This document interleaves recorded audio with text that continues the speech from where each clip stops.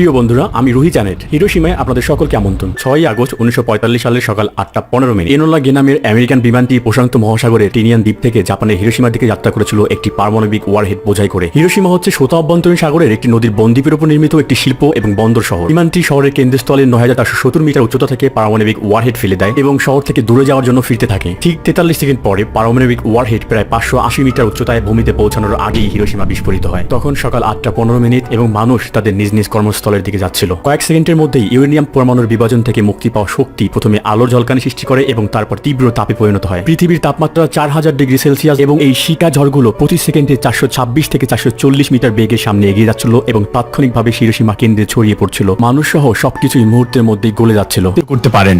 আশা করি আমাদের ভিডিওগুলি আপনাদের ভালো লাগবে। ভিডিওটি ভালো লাগলে অবশ্যই আমাদের চ্যানেলটি সাবস্ক্রাইব করতে ভুলবেন না।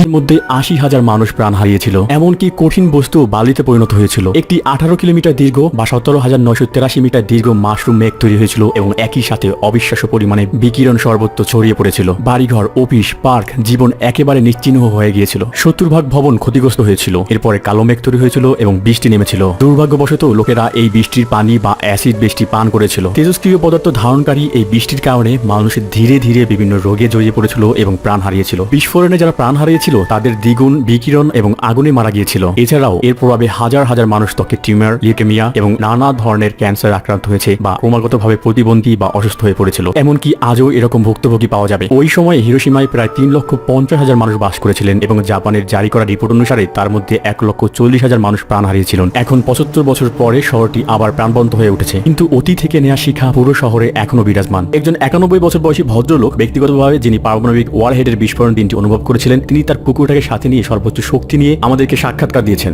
I was born here. You can see the tram over there.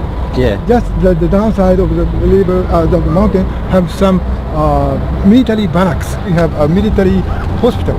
My father, he was a military doctor. On the day of atomic bomb drop, he wanted to go to the hospital. At the time of waiting for tram, he wanted to smoke. And just later the cigarette and tram came in. Cigarette is at that time so precious, so important, Yeah. so high price. He would like to let it off. Okay, I'll wait. Wow, অনেক ভালো ছিল। So the laziness of my father. আশা করি আমাদের ভিডিওগুলি আপনাদের ভালো লাগবে। ভিডিওটি ভালো লাগলে অবশ্যই আমাদের চ্যানেলটি সাবস্ক্রাইব করতে ভুলবেন না। ভিডিওটি দেখার জন্য এবং আমাদের সাপোর্ট করার জন্য আপনাকে অনেক ধন্যবাদ। আমি রুহি ছিলাম আপনাদের Cigarette helped my father's wife and also me. My mother, she is a lieutenant, 8 in the morning in the summertime. So noisy, the birds or cicadas or some bugs, insects. But at the time of the bomb drop, and even the insect, even the birds know something. All the silence comes here. She felt something wrong because nobody so noisy. Hot humidity day in the morning, no birds singing, no insects calling. Yeah. So she felt something wrong. Then house is blown out. I was living here. I know what's happening. আমেরিকানদের সম্পর্কে বলুন।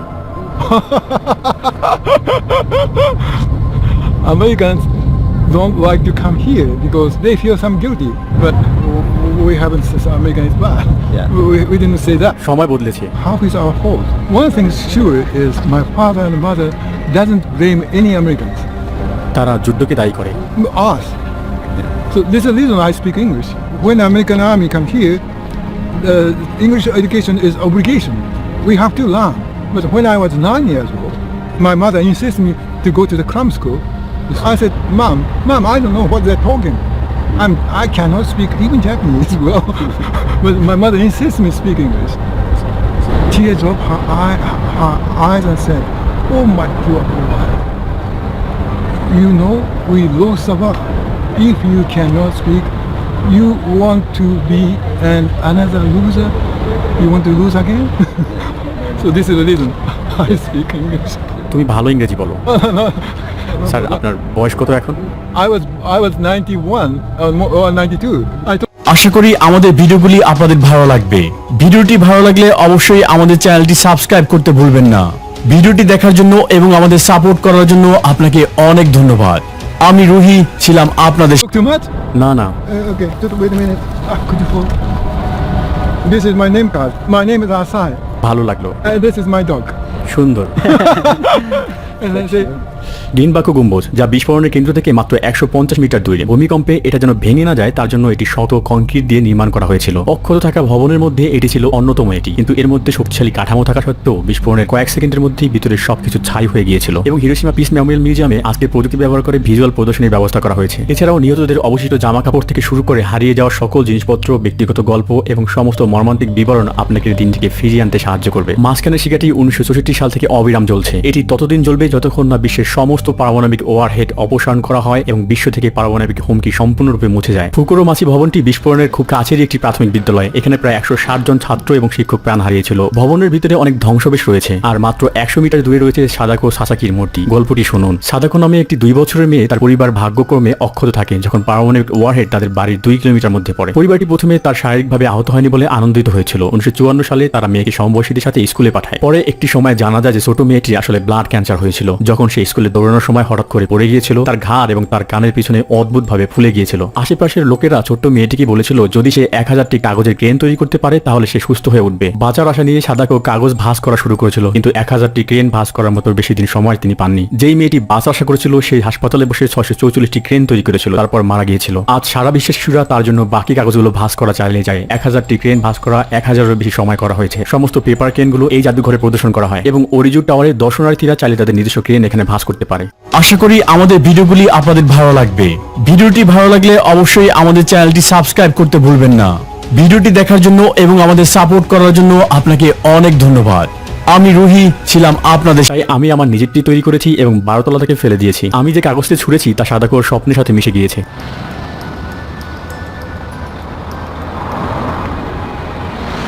আমেরিকানদের প্রতি জাপানি মানুষদের কোনো ঘৃণা নেই। তারা বিশ্বাস করে যে বিশ্ব শান্তি শিক্ষাই গুরুত্বপূর্ণ। বিদ্যালয়, শিক্ষক এবং পাঠ্যপুস্তক আমেরিকানদের দোষারোপ করে না, তারা যুদ্ধকে দোষারোপ করে থাকে। এটি আসলে সামনে এগিয়ে যাওয়ার মূল চাবিকাঠি। হন্ডেরি শপিং স্ট্রিট শহরের প্রাণকেন্দ্র। সন্ধ্যায় কেনাকাটা এবং ঘুরে বেড়ানোর জন্য এটি শহরের ব্যস্ততম একটি স্থান। আমরা দেখতে পাচ্ছি ওই দিনই হিরোশিমা আজ কি হয়ে উঠেছে। পারমাণবিক বিস্ফোরণের স্থানটি এখন প্রাণবন্ত একটি সমৃদ্ধ পার্কে পরিণত হয়েছে। আজ এই শহরটি 1.2 মিলিয়ন জনসংখ্যার একটি প্রাণবন্ত মহানগর। এটি একটি প্রধান বন্দর, শিল্প এবং পর্যটন শহর হিসেবে দ্রুত এটি বিকশিত হচ্ছে। অতীত থেকে এটি শিক্ষা নিয়ে কখনই অতীতে আটকে যায় না, বরং কেবল ভবিষ্যতের দিকে মনোনিবেশ করে। তারা আমাকে একটি অরিগামি পাখি দিয়েছে। 3 দিন পরে মার্কিন যুক্তরাষ্ট্র হিরোশিমায় একটি পারমাণবিক ওয়ারহেড ফেলার পরে এটি নাগাসাকি শহরে আরেকটি ফেলে। 75 বছরের বেশি আগে দ্বিতীয় বিশ্বযুদ্ধে এই ওয়ারহেডগুলো ফেলে দেওয়া হয়েছিল। এখন এগুলো আরো বেশি শক্তিশালী হয়ে উঠেছে। হিরোশিমায় নিক্ষেপ করা পারমাণবিক ওয়ারহেড 15 কিলোটনের বিস্ফোরণ তৈরি করেছিল, যা 15,000 TNT শক্তির সমান। নিউ ইয়র্ক শহরের কেন্দ্রস্থলে যদি এই পারমাণবিক ওয়ারহেডটি বিস্ফোরিত হতো তাহলে এটি দেখতে এরকম হতো। বিস্ফোরণে ক্ষতিগ্রস্ত এলাকার ব্যাসার্ধ প্রায় 1.5 কিলোমিটারের মতো হতো। হলুদ বৃত্তটি ফায়ারবলের ব্যাসার্ধ দেখায়, যা বিস্ফোরণের ফলে নির্গত হয়েছিল। লাল বৃত্তের মধ্যে প্রাণহানির হার প্রায় 100% হতো এবং সমস্ত কংক্রিট কাঠামো হয় সম্পূর্ণরূপে ধ্বংস হয়ে যেত অথবা মারাত্মকভাবে ক্ষতিগ্রস্ত হতো। কালো বৃত্তের ভিতরের অধিকাংশ বসতি ধ্বংস হয়ে যেত এবং প্রচুর প্রাণহানি ও আহত হতো। কমলা রঙের বৃত্তটি সেই জায়গাটিকে নির্দেশনা করে যেখানে 3য় ডিগ্রি বিকিরণে পুড়ে যাওয়ার ঘটনা ঘটেছিল। কিন্তু এই বিস্ফোরণের ধ্বংসাত্মক শক্তি B-83 এর তুলনায় কিছুই দেখায় না, যা আজকের মার্কিন ইনভেন্টরির সবচেয়ে শক্তিশালী থার্মোনিউক্লিয়ার অস্ত্র। B-83 70 দশকে উৎপাদিত 1200 কিলোটনের একটি বিস্ফোরণ তৈরি করবে, অর্থাৎ হিরোশিমার বিস্ফোরণের আকারের চেয়েও 80 গুণ বেশি। এটি 1.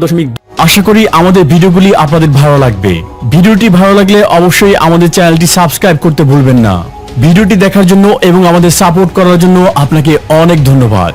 আমি রুহি ছিলাম আপনাদের। 2 মিলিয়ন টন TNT এর শক্তির সমতুল্য বলা যায়। যদি এটি নিউ ইয়র্কে নিক্ষেপ করা হতো তাহলে বিস্ফোরণে ক্ষতিগ্রস্ত এলাকার ব্যাসার্ধ 11 কিলোমিটারের চেয়ে বেশি হতো। এছাড়াও 1954 সালে অপারেশন ক্যাসেল ব্রাভো নামে মার্কিন যুক্তরাষ্ট্রের দ্বারা পরীক্ষিত বৃহত্তম পারমাণবিক ওয়ারহেড রয়েছে। এটি 15,000 কিলোটনের একটি বিস্ফোরণ তৈরি করেছিল, অর্থাৎ হিরোশিমাতে বিস্ফোরণের 1000 গুণের চেয়েও বেশি। যদি এটি নিউ ইয়র্কে নিক্ষেপ করা হতো তাহলে বিস্ফোরণে ক্ষতিগ্রস্ত এলাকার ব্যাসার্ধ 35 কিলোমিটারের চেয়ে বেশি হতো। তবে এর থেকেও বেশি শক্তিশালী পারমাণবিক ওয়ারহেড রয়েছে। 30 অক্টোবর 1961 সালে বিস্ফোরিত করা হয়, যাকে সোভিয়েত ইউনিয়নের জার বোমা নাম দেওয়া হয়। এটি এখন পর্যন্ত বিস্ফোরিত হওয়া সবচেয়ে বড় বিস্ফোরণ। এটি 50,000 কিলোটনের একটি বিস্ফোরণ ঘটিয়েছিল, অর্থাৎ হিরোশিমায় পারমাণবিক ওয়ারহেডের আকারের চেয়েও 3300 গুণ বেশি। ফলস্বরূপ মাশরুমের মেঘ এতটাই লম্বা ছিল যে পৃথিবীর সমস্ত কিছু তুলনামূলকভাবে ছোট মনে হয়েছিল। এটি যদি নিউ ইয়র্কে নিক্ষেপ করা হতো তাহলে বিস্ফোরণে ক্ষতিগ্রস্ত এলাকার ব্যাসার্ধ 50 কিলোমিটারের বেশি হতো। এখনো মহাকাশ থেকে এটি দৃশ্যমান হতো। যার পারমাণবিক ওয়ারহেড 50 বছর আগে উৎপাদিত হয়েছিল এবং এটি অনুমান করা হয় যে বর্তমান বিশ্বে 15,000 পারমাণবিক ওয়ারহেড রয়েছে। যদি 1963 সালে পারমাণবিক অপসারণ চুক্তি স্বাক্ষরিত না না হতো তাহলে বিশ্বে এখন অনেক বেশি শক্তিশালী পারমাণবিক ওয়ারহেড আবাসস্থল হতো। এখানেই শেষ নয়, আমি আপনাদেরকে সুতোমো ইয়ামাগুচির গল্প বলতে চাই। ইয়ামাগুচি মিৎসুবির জন্য কাজ করতেন, যা আমরা এখন গাড়ির ব্র্যান্ড হিসেবে জানি, এবং তিনি 1945 সালে আগস্টে একটি ব্যবসায়িক সফরে হিরোশিমায় সফর করেছিলেন। তিনি বুঝতে পারেন যে তিনি ট্রেন স্টেশনের স্ট্যাম্পটি আনতে ভুলে গেছেন, যা বিস্ফোরণের স্থানের কাছে ছিল, এবং ঠিক সেই মুহূর্তেই তিনি পারমাণবিক প্রথম ওয়ারহেডের সাক্ষী হন। আকাশে ভাসমান বিস্ফোরণের পর একটি আকস্মিক এবং তীব্র আলো তার কানের পর্দা ফেটে যায় এবং তাকে সাময়িকভাবে অন্ধ করে দেয় এবং তার শরীরের বাম দিকে মারাত্মকভাবে পুড়ে যায়। কিন্তু তিনি তখনও বেঁচে ছিলেন। তিনি বাংকারে রাত কাটিয়েছেন এবং তার ক্ষত স্থানের যত্ন নেওয়া হয়নি। পরের দিন তিনি কোনোভাবে নিজেকে স্টেশনের দিকে নিয়ে যান এবং হিরোশিমা ত্যাগ করেন এবং তার শহরে ফিরে আসেন। তিনি অবশেষে বাড়িতে ফিরে তার ক্ষত স্থানের চিকিৎসা করতে সক্ষম হন। গুরুতর আহত এবং ভারী ব্যান্ডেজ থাকা সত্ত্বেও তিনি দুদিন পরে মিৎসুবিশিকে জানান তিনি হিরোশিমার ব্যবসায়িক সফর থেকে ফিরে এসেছেন এবং এখন কাজ করতে পারবেন। তিনি কাজে নেমে পড়েছিলেন যেন কিছুই হয়নি তার সাথে। এটি আমাদেরকে জাপানিদের কঠিন কর্মনীতিকে দেখায়। আপনি হয়তো ইয়ামাগুচিকে ভাগ্যবান মনে করতে পারেন যে হিরোশিমায় পারমাণবিক ওয়ারহেড থেকে তিনি বেঁচে গিয়েছিলেন, কিন্তু তিনি নাগাসাকিতে ফিরে আসার জন্য দুর্ভাগ্যবান ছিলেন। তিনি যখন ম্যানেজারকে হিরোশিমার অভিজ্ঞতার কথা জানাচ্ছিলেন, ঠিক তখনই নাগাসাকিতে বিশ্বের দ্বিতীয় পারমাণবিক ওয়ারহেড দ্বারা আঘাতপ্রাপ্ত হয়েছিল। আবারও তিনি একটি তীব্র দীপ্তির বিরুদ্ধে টিকে এসেছেন, বিস্ফোরণটি দেখেছেন এবং আবারও বেঁচে গিয়ে কাজে ফিরেছেন। জাপানে শুট করা প্রথম ভিডিওটি দেখার জন্য আপনাদের ধন্যবাদ। এই আশ্চর্যজনক দেশ সম্পর্কে আরো দুটি ভিডিও আসবে। আমি পাকিস্তান, ইয়াকুটস্ক এবং তানজানিয়াতেও ভিডিও শুট করেছি। আমি রুহি চ্যানেল বিদায় নিচ্ছি।